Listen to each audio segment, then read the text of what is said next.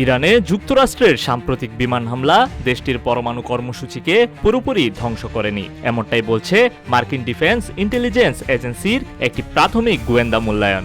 7টি নির্ভরযোগ্য সূত্র মার্কিন গণমাধ্যম সিএনএনকে জানিয়েছে, ইরানের মূল ইউরেনিয়াম সমৃদ্ধকরণ সুবিধাগুলো আংশিক ক্ষতিগ্রস্ত হয়েছে মাত্র।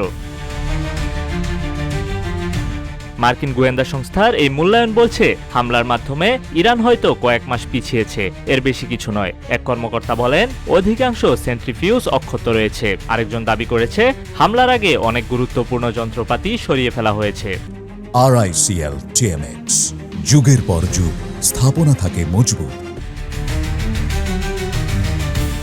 এই রিপোর্ট স্পষ্টভাবে প্রেসিডেন্ট ট্রাম্পের দাবিকে ভুল প্রমাণ করে। তিনি বলেছিলেন, ইরানের পারমাণবিক সক্ষমতা সম্পূর্ণ ধ্বংস হয়ে গিয়েছে। তার ভাষায় 30,000 পাউন্ড ওজনের বাংকার বাস্টার বোমাগুলোর আঘাতে সবকিছু চুরমার হয়ে গিয়েছে। তবে বাস্তবতা বলছে অন্য কিছু। ফোর্দু, নাতানজ ও ইস্পাহানে মূলত ভূমির উপরে থাকা অবকাঠামোগুলোই ধ্বংস হয়েছে। ভূগর্ভস্থ স্থাপনাগুলোর বড় অংশই অক্ষত রয়েছে। আর এ কারণে মার্কিন গোয়েন্দা সংস্থা মনে করছে, ইরান স্বল্প সময়ের মধ্যে কর্মসূচি আবার সচল করতে পারবে।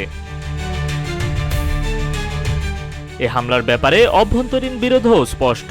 প্রেসিডেন্ট ট্রাম্প এবং প্রতিরক্ষা মন্ত্রী হ্যাকসেট দাবি করেছে, এই মিশনটি ছিল পুরোপুরি সফল মিশন। অন্যদিকে জয়েন্ট চিফনেস চেয়ারম্যান ড্যান কেন বলছেন, এখনই মূল্যায়ন দেয়া তাড়াহুড়ো হবে। এমনকি হাউস ফরেন অ্যাফেয়ার্স কমিটির চেয়ারম্যানও ট্রাম্পের বক্তব্যকে সমর্থন করতে রাজি হননি।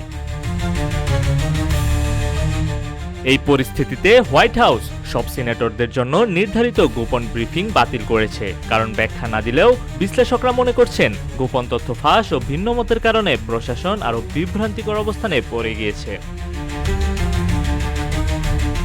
বহুদিন ধরেই প্রশ্ন রয়েছে, যুক্তরাষ্ট্রের এই বাংকার বাস্টার বোমাগুলো ইরানের গভীর ভূগর্ভস্থ স্থাপনাগুলো ধ্বংস করতে পারে কিনা। এবারও সেই প্রশ্ন নতুন করে প্রশ্নই রয়ে গেল।